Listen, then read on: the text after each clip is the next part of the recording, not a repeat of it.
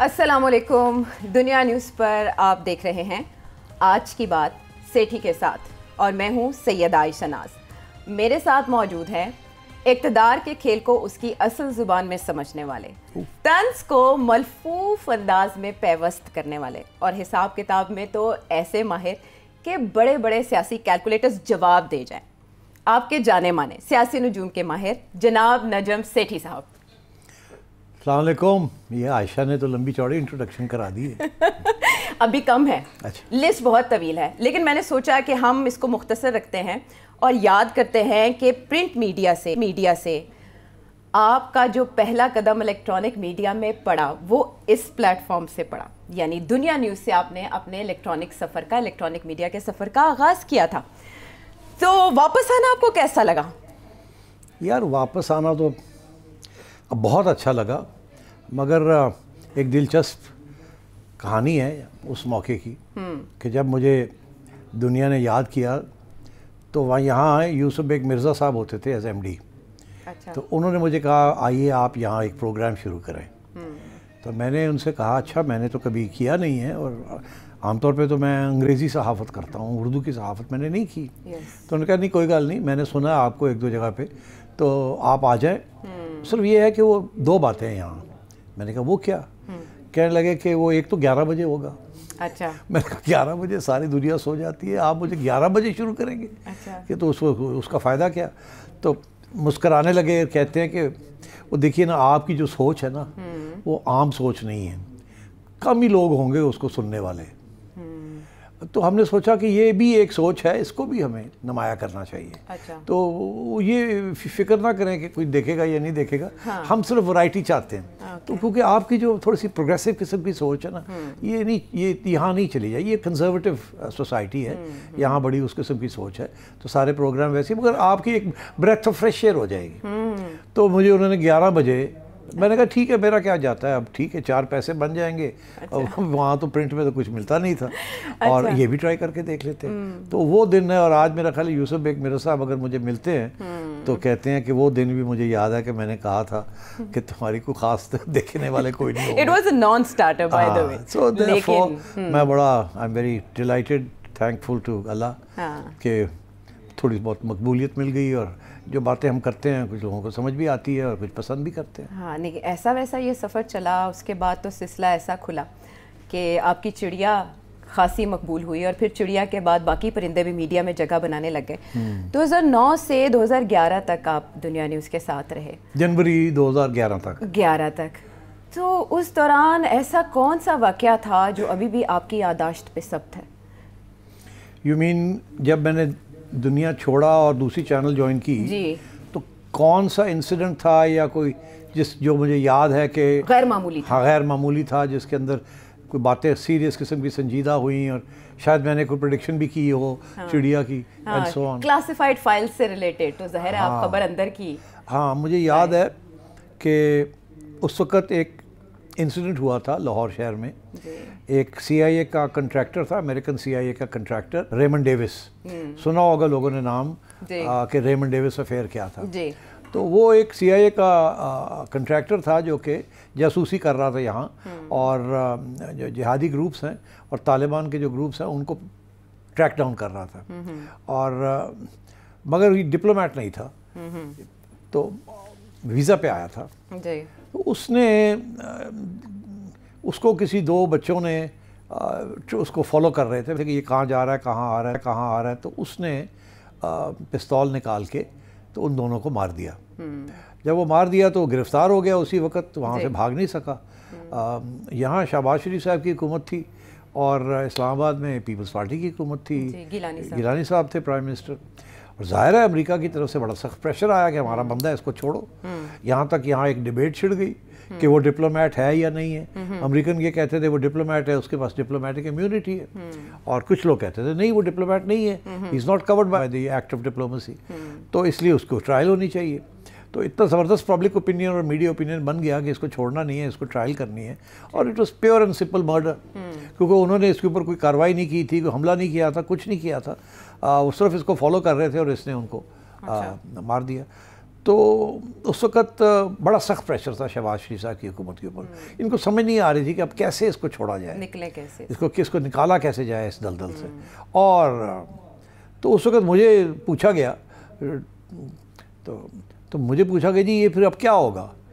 تو مجھے اندر کی خبر تو تھی نہیں میرے پاس اس وقت اب چڑیا ابھی چلی نہیں تھی.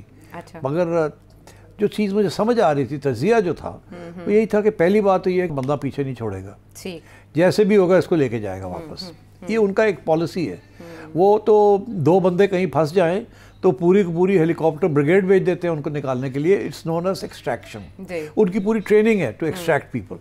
اچھا, تو اس لیے میں نے کہا یہ اس کو امریکہ تو لے کے جائے گا, مگر ہمارے لیے پرابلم ہے, ہم کیسے چھوڑیں گے اس کو, بڑا مسئلہ بن جائے گا. لوگ مرے ہیں وہ اپنے شہری کی حفاظت. ایگزیکٹلی. تو پھر میں نے باتوں میں میں نے کہا ایک ہی راستہ ہے اس کو نکالنے کا. اگر پاکستان کی حکومت چاہتی ہے کہ اس کو نکالے اور امریکہ بھی چاہتا ہے واپس دیں اور آپ نے پبلک اوپینین کو بھی سیٹسفائی کرنا ہے, تو ایک ہی راستہ ہے, وہ اسلامک قانون کے تحت دیت ویت والی گیم کھیلیں اور ان کو نکال لیں یہاں سے. اچھا. میں نے کہہ دیا. یا آپ نے سولوشن دیا یا پریڈکٹ کیا کہ یہ ہوگا؟ میں نے کوئی سیمی پریڈکٹ کیا اور سیمی سولوشن دی. سیمی پریڈکٹ بھی کیا کہ میرا خیال ہے کہ اور کوئی راستہ نہیں ہے. میرا خیال ہے یہ آپ دیکھیے گا, یہ قصاص اور دیت والی جو چکر ہے نا, اس کے اندر یہ نکال لیں گے ان کو. اور پھر وہی ہوا. اور پھر وہ ودن آئی تھنک 15-20 days, وہ 2-3 مہینے رہا یہاں جیل میں, اور تقریباً 2 ماہ انہوں نے اپنی کتاب میں بھی لکھا. اور پھر وہ اس کو فیملی کو پیسے دے کے ان سے معاف کرا دیا اور وہ رہا ہو گئے. اور جیسے ہی وہ رہا ہوئے, وہ جیل میں بیٹھ کے اپنے موبائل فون سے شہباز شریف صاحب کو پیسیجز بھیج رہے تھے کہ کب نکالے, کب نکال رہے, کب نکال. وہ کہہ رہے تھے ہینگ آن. تو پھر وہ اس کو لے گئے اٹھا کے. اچھا, یہ جو آپ کی پریڈکشن ہے اس کے عین مطابق یہ ہوا کہ جو خصوصی عدالت تھی سماعت کر رہی, فوری طور پر اسے شرعی عدالت میں بدلا گیا. یہ ہیپننگ ہوئی جو کہ ریمن ڈیوس اپنی بک میں لکھتے ہیں کہ مجھے سمجھ نہیں آیا کہ اچانک کیا ہوا. اس کو بھی نہیں پتا تھا کہ راستہ کیا نکلے گا. اس کے لیے وہ پھر بعد میں مطالعہ کریں گے پاکستان کے قوانین کا, تو وہ کر چکے ہوں گے. پیسے ویسے دیے اور ہاں اچھی خاصی رقم تھی سیٹھی صاحب. تو کس نے دیے پیسے؟ ابھی تک تو کسی کا نام نہیں لیا گیا کہ کس نے پیسے دیے. حکومت تو دے نہیں سکتی تھی بیکاز کوئی سیکرٹ فنڈ ایسا نہیں تھا کہ جس میں سے آفیشلی دیے جائیں. تو وہ تو ہوتا یہی ہے کہ جس کی فیملی ہوتی ہے وہی دیتے ہیں. تو یہاں تو کوئی فیملی تھی نہیں, اور اتنی سخت کڑی نظر تھی میڈیا کی کہ اب کیا ہوگا, کون دے گا, کیا نہیں ہوگا. تو ایونچولی پھر ایجنسیوں نے ایک صاحب کو سے رابطہ کیا اور ان کہا کہ آپ پیسے دے دیں بیہائنڈ دا سینس, اور تاکہ ہم ان سے لکھوا لیں گے کہ پیسے مل گئے ہیں. اچھا. تو پھر وہ صاحب نے پیسے دیے. اچھا. اور وہ پھر اسپیکولیٹ تو کیا جاتا ہے کہ نواز شریف اور زرداری صاحب نے کوئی میوچل ارینجمنٹ سے نہیں, کوئی نواز شریف صاحب کا کوئی رول نہیں تھا, زرداری صاحب کا کوئی رول نہیں تھا ڈائریکٹ. اچھا. انڈائریکٹ ضرور ہو سکتا ہے بیکاز دونوں, ایک ہی حکومت پنجاب میں تھی, دوسرے کی حکومت سینٹر میں تھی, تو ظاہر ہے کہ اپروول تو ملی ہوگی. اور میرا خیال ہے جن صاحب نے یہ پیسے دیے تھے وہ دونوں سے واقف تھے اور ایجنسیوں سے بھی واقف تھے, ان کے بڑے قریب تھے.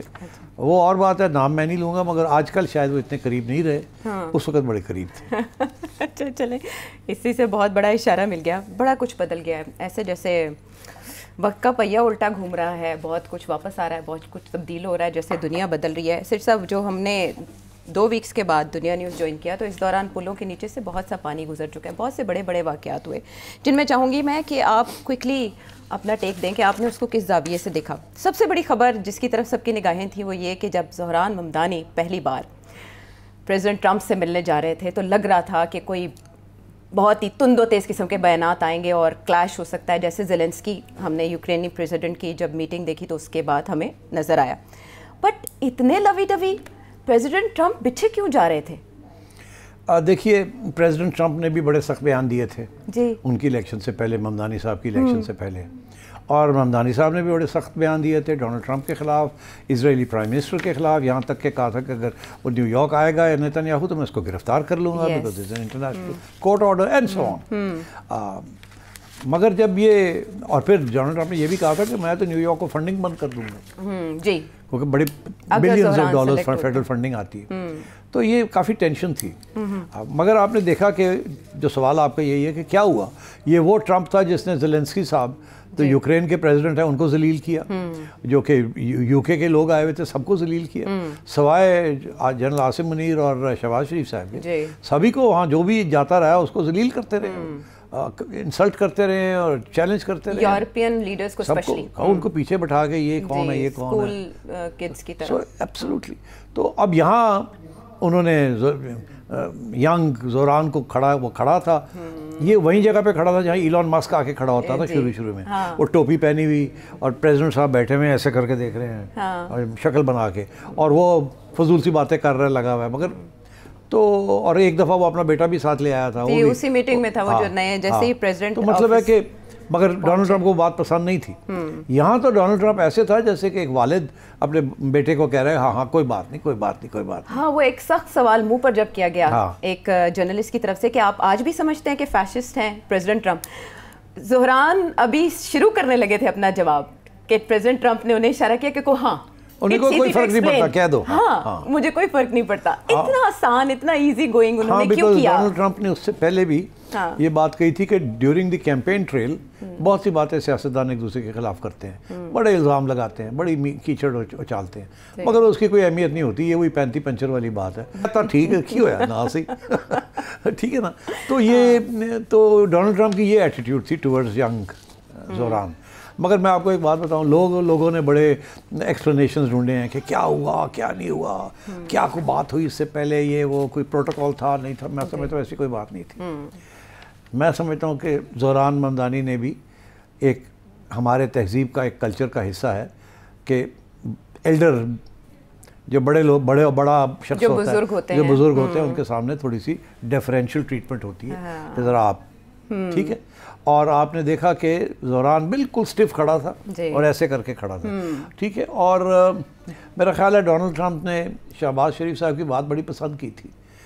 یاد ہے آپ کو جب انہوں نے فلیٹری کی تھی بڑی لمبی چوڑی, گریٹ, انہوں نے کہا اس کے بعد کہنے کو کچھ بچے ہی نہیں چلتے. تو یہ ہمارے تہذیب کے اندر, یہ اسپیشلی مسلم تہذیب کے اندر بڑا یہ رکھ رکھاؤ کا بہت, جتنی بھی بڑی آپ کی لڑائی جھگڑا ہونا جب آپ ایک اس قسم کی فارمل سیٹنگ میں ہوتے ہیں, بڑا چھوٹا یا, تو آپ ایک ڈسٹنس کلچرل ایک رسپیکٹ دیتے ہیں اس کو, ایلڈرز کو. امریکہ میں نہیں ہے ایسے, وہاں لڑکیاں آ کے اوپر نیچے کر دیتے ہیں جو بھی ہے, ٹھیک ہے ڈیڈ یہ ڈیڈ وہ, سوری ڈیڈ, اولڈ مین. تو یہاں وہ نہیں ہے. تو I think because his father is a Muslim, تو وہ تہذیب کا بھی کلچر کا بھی ایک ایشو تھا. And I think so he was differential. اور آئی تھنک ڈونلڈ ٹرمپ کو بہت پسند ہے یہ بات کہ یہ میری تھوڑی عزت کر رہا ہے, کیونکہ امریکہ کے اندر یہ کانسیپٹ آف عزت نہیں ہے. یہ دیکھیں یہ ٹرائبل سوسائٹیز میں ہوتا ہے آنر کا, اسی لیے آنر کلنگ سی بات کرتے ہیں. امریکہ میں یہ ویسٹرن سوسائٹیز کے اندر یہ ٹرائبل سسٹم ختم ہو چکے ہیں, قبائلی رکھ رکھا ختم ہو چکا ہے. وہاں وہ تو لوگوں کو پوچھتے ہیں کہ آپ کی کسی بچے کو بلا کے پوچھتے ہیں. ابھی میں دیکھ رہا تھا ٹی وی کے اوپر کہ کسی کو پوچھا کہ بھئی آپ کی کیا عمر ہے آپ کی, اس نے کہا 28 سال. اس نے کہا اچھا یہ بتائیں کہ آپ کے والدہ کہاں ہوتے ہیں, اس نے کہا وہ فلانی جگہ پہ ہوتے ہیں. انہوں نے کہا اچھا پچھلی دفعہ کب آپ نے ان سے بات کی تھی؟ تو ایک کہتا 2 مہینے ہو گئے بات نہیں کی, کوئی کہتا کہ جی 6 ہفتے ہو گئے بات نہیں کی. وہاں تو یہ حال ہے. یہاں یہ حال ہے کہ ہمارے یہاں تو فیملی سسٹم اتنا ایکسٹینڈڈ ہے اور قبائلی نیٹ ورک اتنا ہے کہ ہماری تو آپس میں ہر روز ہی بات ہوتی رہتی ہے, ٹھیک ہے نا. تو یہ ہمارا ایک کلچر بھی ہے. And I think Mamdani his father جس ماحول میں جس ماحول میں محمود اور ممدانی کے ماحول میں ایک مسلمان گھرانے سے تعلق ہے اس بچے کا, تو آئی تھنک وہ تہذیب بھی سیکھ گیا ہے کہ he has to be polite, مؤدب. اور وہ جو ہے ایک ایسٹرن نوشن ہے, یہ ویسٹرن نوشن نہیں ہے. ویسٹرن نوشن ہے اس کے بڑھ کر کے بات کر دو. ہم چن کے بات کرتے ہیں. ہمیں کوئی بندہ پسند بھی نہ ہو تو ہم یہ نہیں کہتے آئی ڈونٹ لائک یو, ٹھیک ہے جی, ہم اس کو گول طریقے سے کہتے ہیں تاکہ وہ افینڈ نہ ہو جائے, کوئی ذاتی اٹیک نہ ہو کسی کے. تو میرا خیال ہے I think that was one of the reasons کہ ڈونلڈ ٹرمپ امیڈیٹلی اس کو پسند آئی یہ بات کہ بچہ جو ہے واقعی اپنی جگہ پہ ڈس ایگریمنٹ ہے, تو میں بڑا ہوں اور یہ مجھے مان بھی رہا ہے کہ تم بڑے ہو, تو میں اس کو تھوڑا سا لیوریج دے دوں. اگر میں نے چھوٹا پن یہاں کیا تو شاید مجھے اچھا, ان لوگوں کو بھی اچھا نہیں لگے گا کہ وہ 35 سال کا بچہ ہے اور میں جو ہوں 80 سال کا ہونے لگا اور میں اس کے ساتھ وہ لڑائی جھگڑے شروع ہو گئے. یہ کیا بات ہوئی؟ چلیں, اس طرح سے انہوں نے یوتھ کو بھی اپیل کر لیا اور نیو یارکرز کو بھی, جنہوں نے میرا خیال ہے دیٹ واز اے گڈ, یہ ریئل ریزن تھا اور کوئی سازش نہیں تھی. اچھا چلیں, لیکن یہ اچھے نوٹ پہ ملاقات ہوئی, جیسے اینٹیسپیٹ نہیں کی جا رہی تھی اس سے بالکل الگ, تو خاصی حیرانی کی وجہ بنی. اور حیرانی کیوں تھی یہ آپ نے بتا دیا. ایک اور بڑا ٹرپ سعودی ولی عہد محمد بن سلمان صاحب کا، اس کو بھی میڈیا کوریج ملی، کتنا بڑا اور غیر معمولی دورہ یہ سمجھتے ہیں آپ؟ یہ بہت اہم دورہ ہے کیونکہ 8 سال کے بعد یہ دورہ ہوا ہے، اور سعودی عربیہ جو ہے وہ اسرائیل کے ساتھ ہے، مطلب پڑوسی ہے جی جی، اور سب سے زیادہ خطرہ جو ہے وہ اسرائیل سے ہی ہے، اور بہت مشکلات ہیں وہاں کہ ان کے اوپر بڑا پریشر ہے کہ اسرائیل کو ریکگنائز کیا جائے، مگر ان کے ہاں بھی ایک بیکلیش ہے، ایک مسلم پاپولیشن ہے جو کہ اینٹی اسرائیل ہے، پرو پیلسٹائن ہے، وہ سارا علاقہ جو ہے عوام جو ہے they pro Palestine and anti Israel, مگر Jordan and Egypt and the UAE، Bahrain, Kuwait, یہ سب ملک جو ہے نا they are all very pro Israel, because یہ they are not into this sort of کہ جی اتنے پرو پیلسٹائن نہیں ہیں.